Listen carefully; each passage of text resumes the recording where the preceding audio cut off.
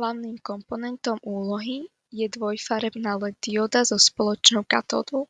Má 3 vývody: katódu, ktorá je rovnaká pre obe farby, anódu farby 1 červená, anódu farby 2 zelená. Katóda má záporný náboj a každá anóda má vlastný kladný náboj. Keď vodič pripojený k červenej anóde dostane kladné napätie, svetlo sa rozsvieti na červeno, a keď vodič pripojený k zelenej anóde dostane kladné napätie, svetlo sa rozsvieti na zeleno. Na zapojenie potrebujeme mikrokontrolér ESP32, ktorý pripojíme cez pin GND na kontaktné pole k zápornému pólu a kladný pól na pin 3,3V. Tlačidlá pripojíme na kontaktné pole. Ich jedna strana bude pripojená na záporný pól a ich druhá strana pomocou rezistora s odporom 10 ohmov na kladný pól a cez vodič na mikrokontrolér ESP32 na piny 18 a 21.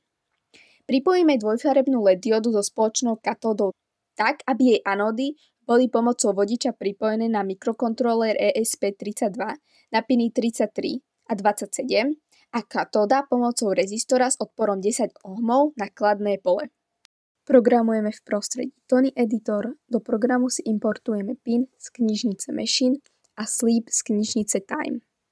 Vytvoríme si dva objekty, tlačidlo 1 a tlačidlo 2, na triedu pin, na piny 18 a 21 ako vstupné zariadenie a dva objekty LED 1 a LED 2 na triedu pin, na piny 27 a 33 ako výstupné zariadenie.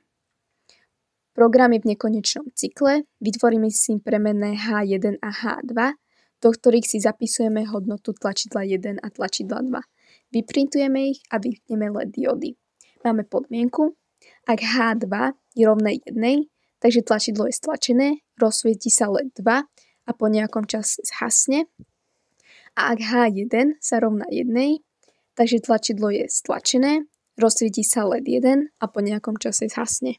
Projekt funguje tak, že ak stlačíme prvé tlačidlo, rozsvieti sa červená LED dióda, ak stlačíme druhé tlačidlo, rozsvieti sa zelená LED dióda a ak nie je stlačené ani jedno tlačidlo, tak LED dióda nesvieti.